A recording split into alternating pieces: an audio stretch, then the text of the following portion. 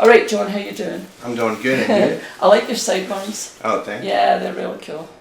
What are we doing with your hair? Just trim it up. Just trim it. I could ask you a couple of questions. Go ahead. All right. Can you tell me a little bit about your parents and where you grew up? Oh my God, you start off with that? No, I can't. Oh my God. Oh my God. Were they in the design business? My mum was, we lived right next to a factory called Satchwell's, which is Honeywell's. It was an American company, American factory. And my mother went to work in the factory, which all the local women did. They all went to work in the factory. I don't know if they had a choice or not, but all the women worked in the factory. And my mother worked on the production line.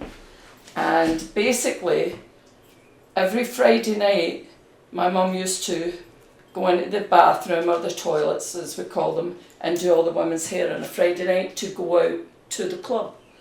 And I used to be waiting at the gate for my mum to come out, and all the women would be coming out first and go, "Look at my hair, your mum did my hair."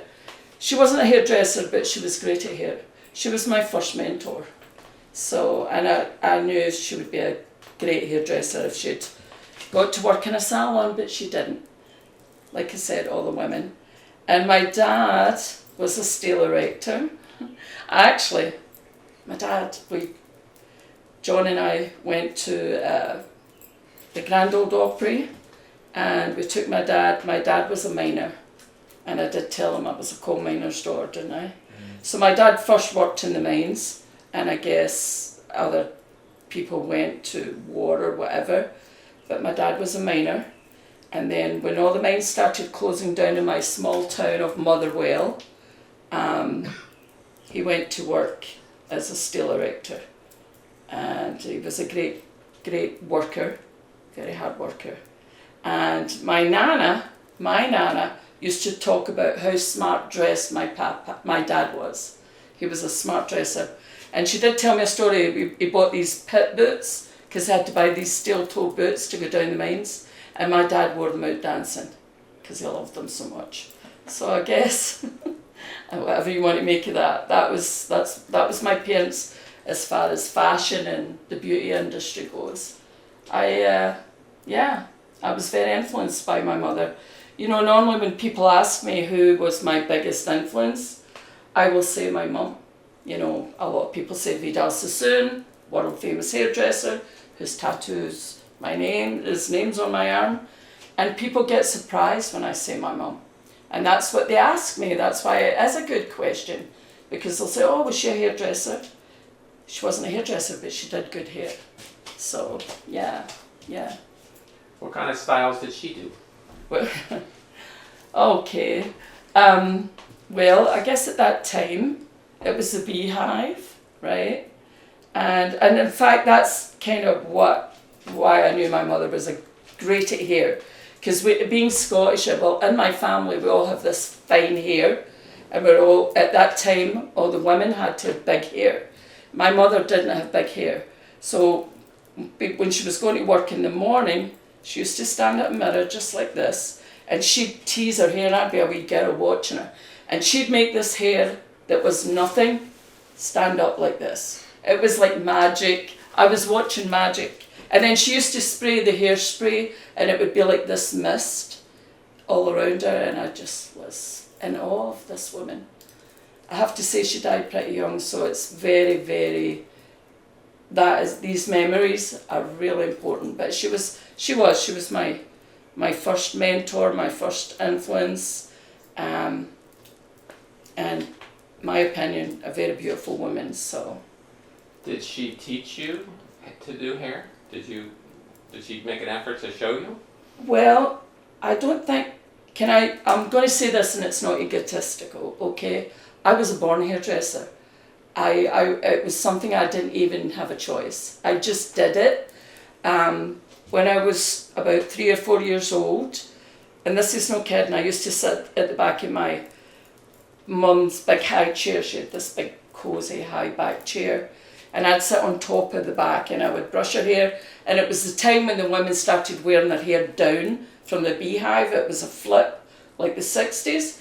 So I'd get a brush and I'd brush the flip and it would get bigger and bigger and bigger. Everything was like magic around here for me. So, and I'd say, Mum, she told me this, I don't remember. But I'd say, what do you think I should be? And she'd say a doctor, and I'd say no. I'd be a lawyer, and I'd say no. And she'd say hairdresser, and I'd say yes. That was it. And the reason it's a vocation, my son's a fireman. My son was a born fireman. We knew he was going to be a fireman. It was like, he is a fireman. And basically at 3 years old, that guy knew what he wanted to do. So it was the same for me. So I really didn't pick it, it picked me. We kind of say that about Northside, by the way, where I am right now. Northside, you don't pick Northside, Northside picks you. So. What's one of your earliest memories of when you did somebody else's hair? Everything's kind of funny. My sister's 6 years younger than me, and I started as a Saturday girl at the age of 12. I went to the wee town over from where I lived on a Saturday with a friend one time and said, I'm going to look for a Saturday job. And of course, being a hairdresser, which I thought I was, went into a salon and asked if they needed a Saturday girl. I'm just going to take a wee bit off of this, John. I want to leave this length, okay? Asked if they needed a Saturday girl. And like I said, everything's a story, right? Walked in, there's this big woman standing behind the chair, very stern. I was 12, by the way, remember? And here, John, can you take that? Just turn it off. So she was sitting behind the desk, very stern, and I went up to her and I said, do you need a Saturday girl? And she looked at me just kind of like this. She said, go and ask that guy over there. And I walked over to this guy, he was very tall, and he was putting rollers in this woman's hair, that was the time. And I stood there like this for ages. John, you don't mind me practicing with you.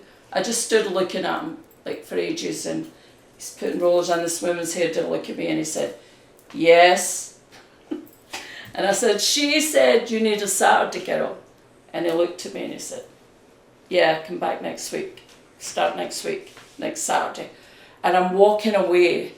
You know, my eyes were really big. I'm like, I can't believe I just did that. And he said, oh, by the way, how old are you?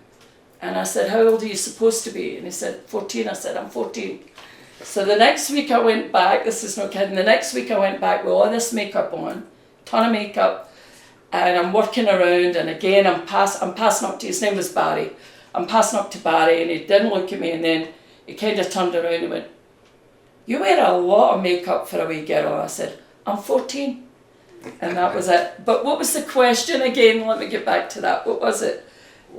What's the first haircut you remember doing? Okay. So, as a Saturday girl, I thought I was Vidal Sassoon. They called me Vidal too soon, by the way. So I was cutting hair. I'm like, oh, I can cut hair. I've only shampooed and swept the floors. That's what Saturday girls did. However, I have the knack for it, right? So my sister, my wee sister, who's 6 years younger than me, my mum and dad were in watching TV, and I was in the kitchen. What did we call it? The scullery? The kitchen. And I said, I'm going to cut your hair. And we were in there. I had scissors and a comb, and I cut her hair. And I was cutting her fringe, and I came round the side and went up this way too high, up there. So it was like a kind of monk. So what I did was I parted it down here, left this side long, and combed it over. And when she walked in, my mother and father were sitting there, and they're like, what did you do? What did you do? Because when she moved, it fell like a comb over wood and exposed this really short fringe. That was the first haircut that I ever did. I think it's now called the bowl haircut or the Beatles haircut, except the fringe was pretty short. It's actually called baby bangs at this point. That's a new name for it. So I gave her baby bangs, and didn't go over very well. Is your little sister your only sibling? No, I have an older brother who's a year older, and I used to do his hair too, and it was at the time when the guys were putting blonde highlights in their hair, and we used to do it through a rubber cap. So I used to smash a rubber cap on it and then stick a big knit needle in it, and he'd be like, "You're doing this on purpose." I was killing him. Yeah, I have an older brother. He's a year older. He was my model for a long time. This is looking good, John. Did your brother or sister get involved with the beauty industry at all? No. I can't answer that question. No. So They actually helped me open up my first salon though, when I was 21 years old. Tell me about that. You be careful with that. What's that? Tell me about your first salon when you were 21. Okay. My first salon was called Ziggy's, so everybody thought my name was Ziggy. So in Scotland it's kind of funny when it's Ziggy, so the people used to call me Ziggy. Can I make an appointment with Ziggy? I'm like, who's Ziggy? Ziggy was so we hand painted a sign, it was Ziggy. So my first salon I opened up when I was 21. I think I told you this story before, I know this, but I opened my first salon when I was 21 with help from the Prince of Wales Trust Fund. Prince Charles had a trust fund for young Scottish entrepreneurs, and what it was to keep the young talent in Scotland, because normally when we train over there we go elsewhere because the economy is always terrible in Scotland, so everybody goes to London or whatever.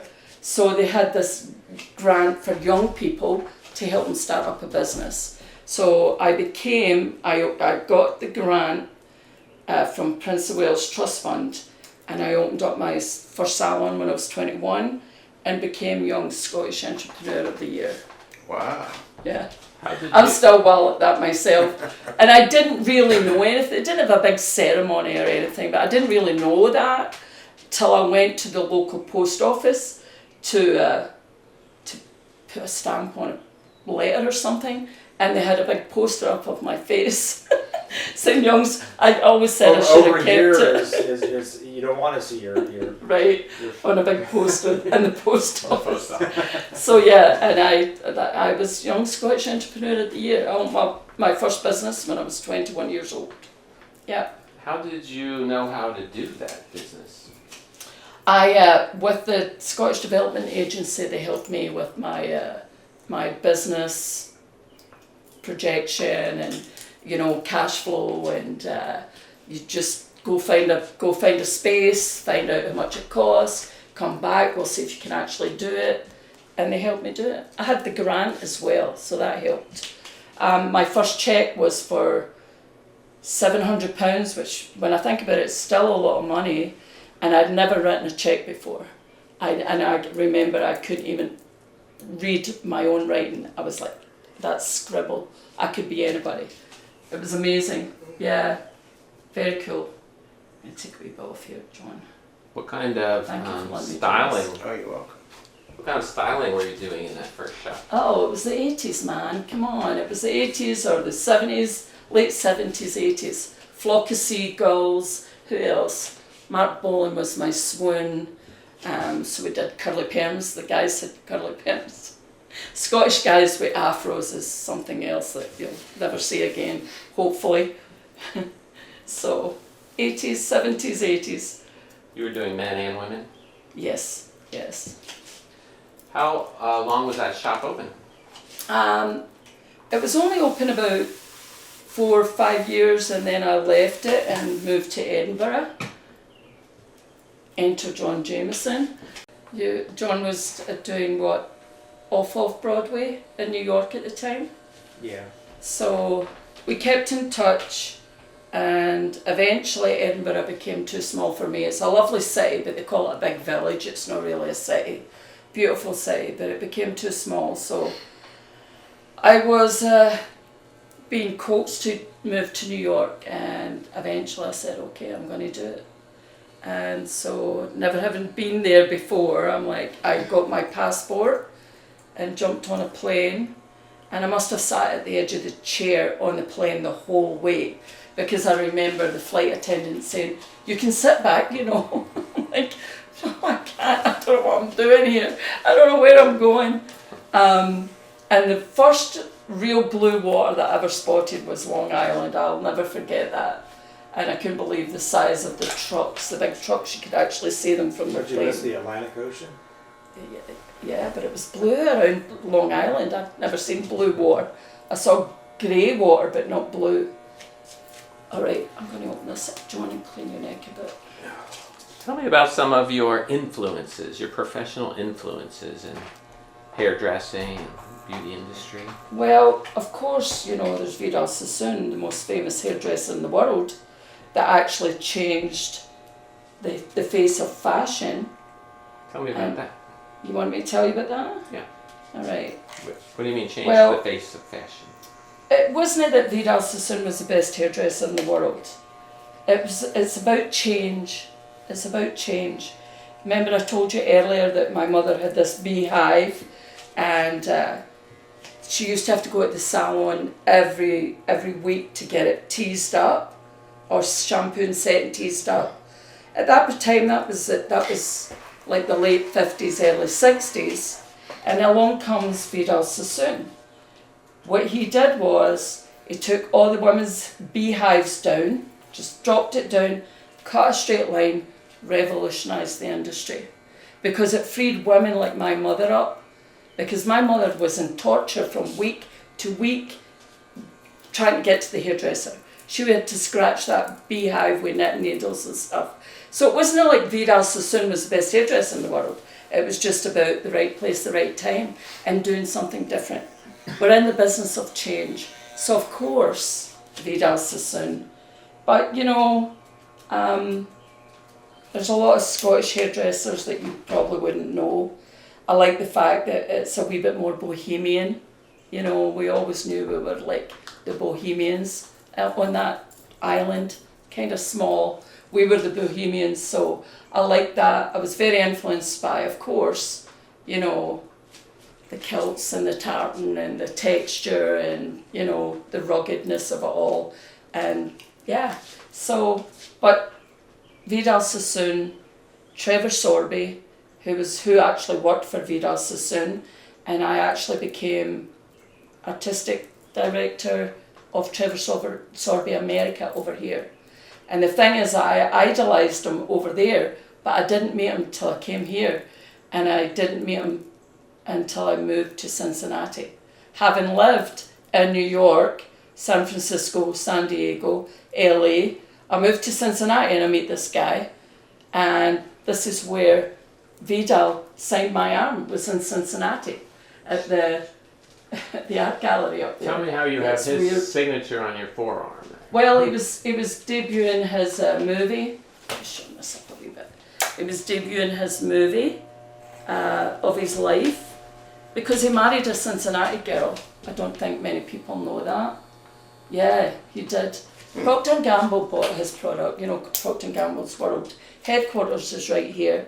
Vidal had divorced his first wife, Beverly, and his product was bought by Procter & Gamble, which meant he had to come to Cincinnati quite a bit.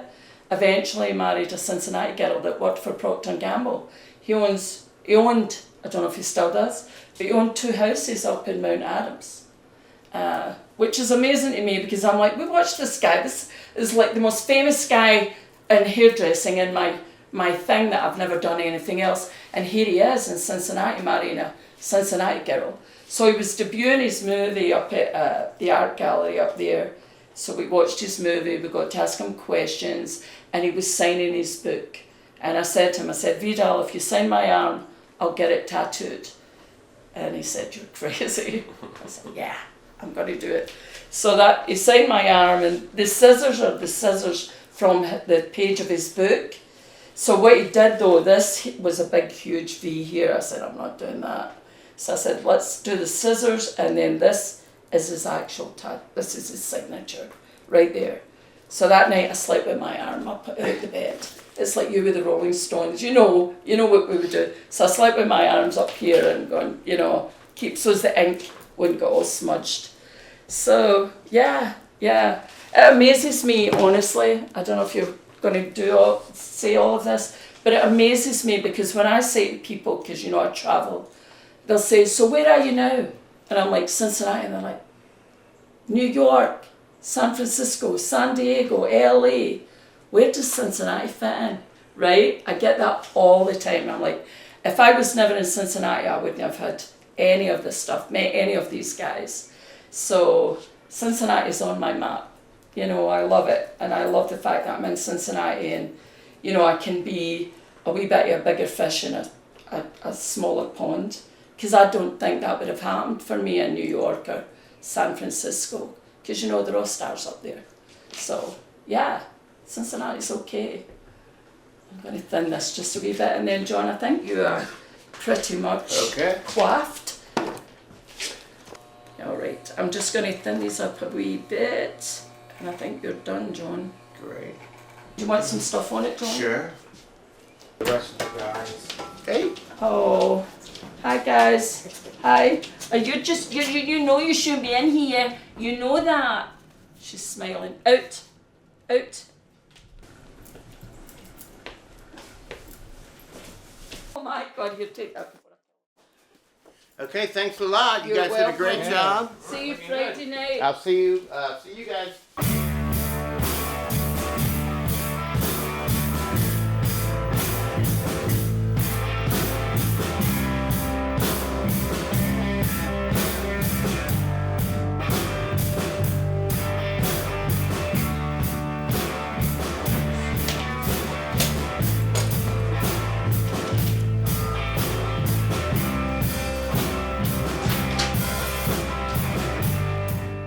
Okay, so Taylor, what is your general philosophy of hairdressing? Well, I don't know, over the years, I guess it's changed. But what is steadfast is for the client, the guest, if you have to look at your hair any longer than 5 minutes and wonder what you're going to do with it, then it's not the haircut for you. And I've said that to millions of people over the years. So it's about freedom again. So yeah, like I said, it's changed over the years, but that's been pretty consistent what I say to people. If people come to me and they say they do this and they do that and they do all this stuff, and I'll say, well, I don't know if you're going to like me because I like to cut hair to the natural texture. And I feel it's about getting comfortable with your natural texture, then I think automatically it's going to look good. Does that make sense? Mm-hmm. So yeah. It reminds me of what you were saying about Vidal Sassoon. Absolutely. Yes. Yeah. Because that philosophy changed my life, actually. It changed me as a hairdresser. It changed my life as a teenager. Because I did come into it all in my teenager years in the 70s and 80s. And at that time, the style was we had two big curly hair. Irene Cara, Flashdance. A lot of people are too young for that. But I used to watch Fame. Every Friday, Fame, loved it. We had to have this curly hair. And I had this straight, fine, blah hair. And I was working in a hair salon as a Saturday girl, which I told you earlier. Started when I was 12. And so basically I wanted this curly hair. So being in the hairdressing shop, they would perm it and colour it and colour it and perm it. And it ended up a fried, frizzy mess. And I made my mother's life a misery because I was a teenager and I would be crying about it all the time. So eventually she said, I'm going to give you money and you're going to go to this salon, which was the swankiest salon in Scotland at the time, and it wasn't far away from where I lived. And I said, I can't do that because I'm working in a salon. I'm a Saturday girl, they'll know. And my mother being good at hair, she said, no, you can tell them I did it. So I went to the salon, and the hairdresser looked at my fried, frizzy mess and me as a teenager trying to have all this hair. And he said, "Your hair is straight." He took it down, he cut a beautiful bob, which was Sassoon's signature haircut. He said, "Your hair is beautiful, it's straight, leave it alone." And for the first time in my life, and this was as a teenager, people actually said, "Oh, you have nice hair." I was never told that in my life. And my mother was delighted. So that changed me as a hairdresser. You know, I see even to this day, young kids, you know, wanting, like, if they have a beautiful long curly hair at this point, because it changes, we're in the business of change. So right now it's this long straight hair, you know, the Kardashian kind of thing. And I see these young teenagers coming to me the exact same way. You know, they're crying, their hair is fried because they have to blow dry it and flat iron it and the heat burns it. And I can't change their hair texture with scissors. The only thing I can change is the length, maybe add texture, right?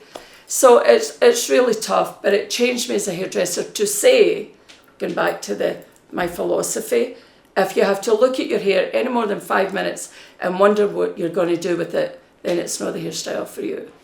And I hope that I've changed a couple of young people's hair, their lives, like it changed mine. It really did. It's very important. You know, people think hair's not that important, but it is. It really, really is. You can tell people, you know, punks, their hair, it was the hair, the rockabillys and the teddy boys. So, and it's really important to teenagers, and I get it. You had mentioned before the Bohemian style. Mm-hmm. Can you tell me what do you mean when you say the Bohemian system? Okay, well, it's Classic Bohemian. And what that means is I'm classically trained, which goes back to, everything goes back to, especially coming out of the UK, everything goes back to Vidal Sassoon, because he did change the industry, right? So classic is to let people know that I'm classically trained, which means with scissors, and you do very, very systematic. And then the Bohemian comes in. I added that to the classic, the whole name actually, because I do these classic shapes, but it's Bohemian because I do it with the razor.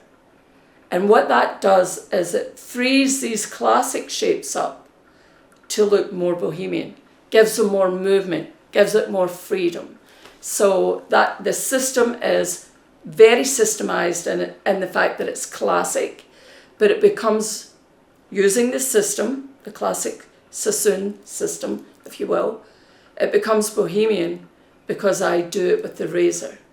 And I take the classic shapes and I add a lot of movement, a lot of texture, and it becomes very Bohemian. Does that make sense? Yes. I love it.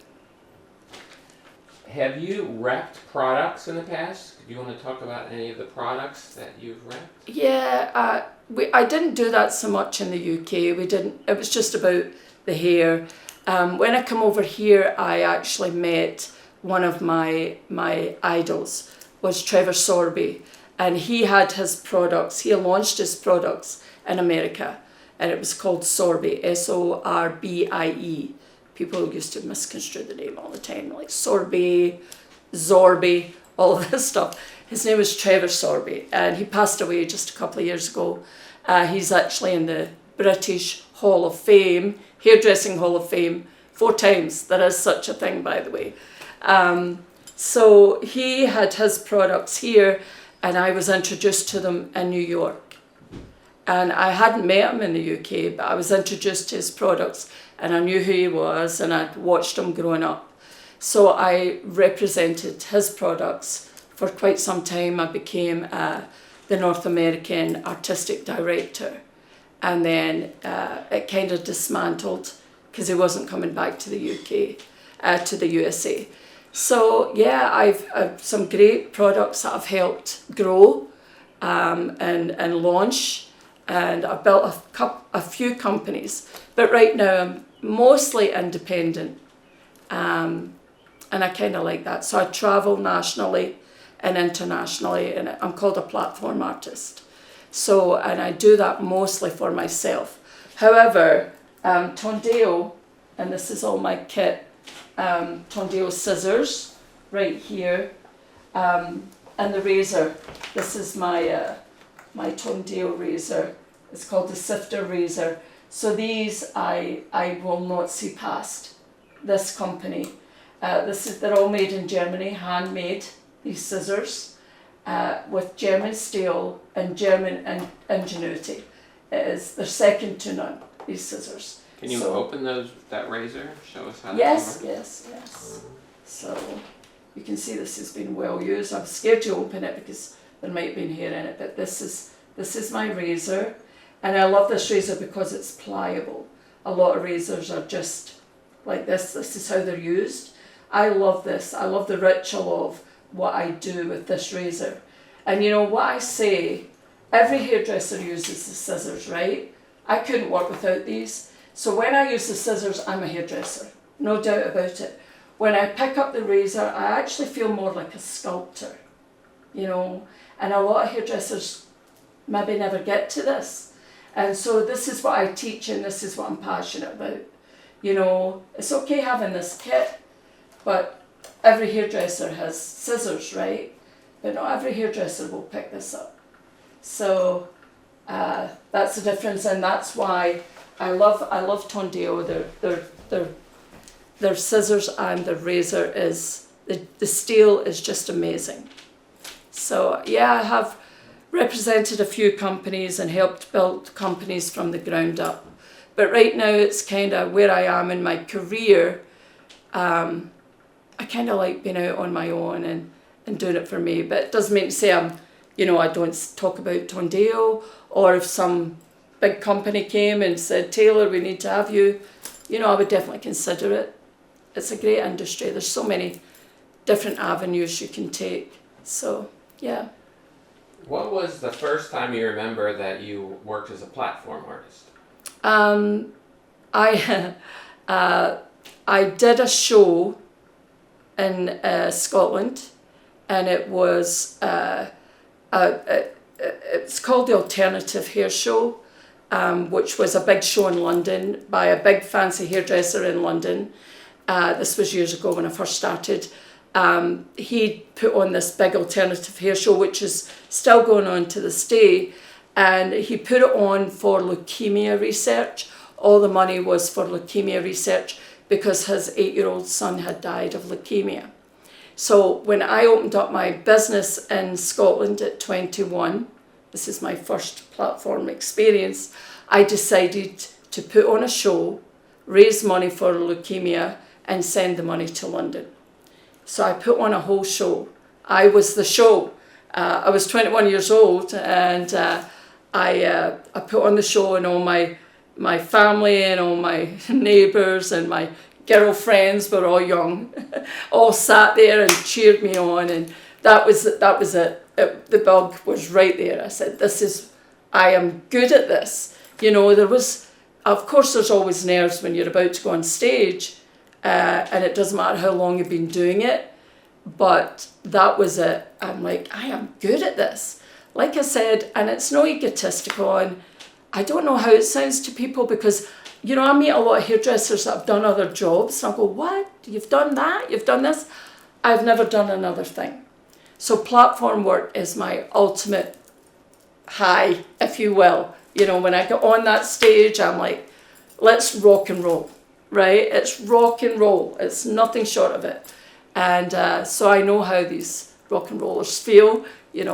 I class us like, you have the rock stars, you have the actors, the rock stars, the models, the high-end models, and you have hairdressers in there. We're right in there with all of that, what we can do. So, yeah, that was my first experience at 21. Let's see, I think that your program includes some steps. Can you tell me about the step program? Yes. It was initially the 8 essential steps to financial success. This is not something that I was totally my brainchild. It was a company, Aveda, which is huge in America. Everybody knows Aveda. They had these steps, and another company that I worked for adopted them. So I taught the 8 essential steps to financial success for hairdressers.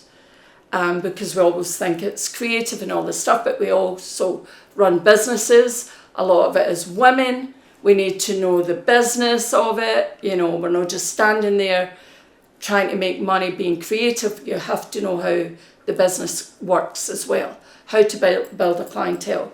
So I took the 8 essential steps, and they're now the 10 steps of financial success. So I added another few steps, and it might evolve even more steps, but right now it's the 10 steps to financial success, specifically for hairdressers, specifically. So I will, you know, in my classes, it's not just about another haircut, you know, it's not just about another haircut. There's fabulous starving artists out there. You have to know how to run your business, because there's a lot of money to be made in this industry. The beauty industry, Procter & Gamble is founded on shampoo and soap. It's the 10th largest company in the world. So when you think about it, you know, we're here on the front lines. We have to know, especially for women, we have to know how to get to the top. Because, and I say this, and I know it kind of would rub people up the wrong way, and I have to say it all the time. It's a women saturated industry, but when you get to the top where the big money's to be made, it's mostly men. And I know that's kind of like in every industry, but right now in the hairdressing industry, it's mostly women. So basically, it's not that I'm against men or any of that. I have a great husband, a great son. I love men. It's just, you know, the financial steps are for hairdressers in general, but mostly women are standing behind the chair and not owning their business, if that makes sense. So these are great, tried and true steps, right? I mean, they're tried and true. And what I've done is, over my years of experience and being a woman behind the chair and a woman CEO, there's these other steps that I've added to it. And like I said, there probably might be more as I get older and do my travels. Where does customer service start? A lot of times people put their hand up and they'll go, when the phone rings, right? Or, you know, when they walk in the door. No. The customer service starts, or your clientele building starts outside of 4 walls. You do not wait for people coming in to the 4 walls that you're enclosed in. Because if you do, people like me that is on the street hustling will have it all over you. I'll have that client come in the door. You cannot wait. And this is how important these are, and it's very simple. It's how important people need to know this. We have hairdressers, you know, I'm an employer. I have young hairdressers sitting, you know, in their chairs swinging around. I'm like, what are you doing outside of here? You know, don't wait for somebody coming in. You know, you have to be working it outside the door. So it kind of starts from there and builds up. What I will do is take you from out there. What do you need to do out there? Because a lot of young kids feel, oh, I can't do that. You have to. You have to do it. So I'll take you from outside the door to someone coming into the salon for you, from the front desk. Even if you're not at the front desk, you need to know what's going on there. From there to, you know, the consultation, to the shampoo, back to the haircut. The haircut's in the middle of it. It's not the first thing you need to know, and it's not the last thing you need to do, right? And that's what people think. They say, oh, yeah, I've done a great haircut, they'll love me. Of course, word of mouth is great, right? But that haircut is not going to carry you. It's all what you do after it, too. So, you know, there's maybe a wee phone call, a card, how did you enjoy the experience? Or, you know, just simple text. Hey, it's Taylor. Just wanted to know, is there anything that you didn't like even? Don't be scared to ask the questions. You know, people really appreciate that. Rather than having somebody outside the door going, I hated that, I'm not going back there. You know, let them say it to you. And I normally have people say that in the chair. So when people are finished, I normally say, let me know if there's anything I need to adjust. So Taylor, can you give me a general idea of what a platform artist is? What is it that you do when you're a platform artist? Okay, I normally travel the United States, Canada, internationally, and I get hired to go on stage, teach my system, which is Classic Bohemian. So I'm up there maybe for an hour, or it could be longer, and I'm specifically showing my system. And it can be televised on the big screen, and it could be like 100 people, 200 people, up to 1,000, 2,000 people. That's what a platform artist does.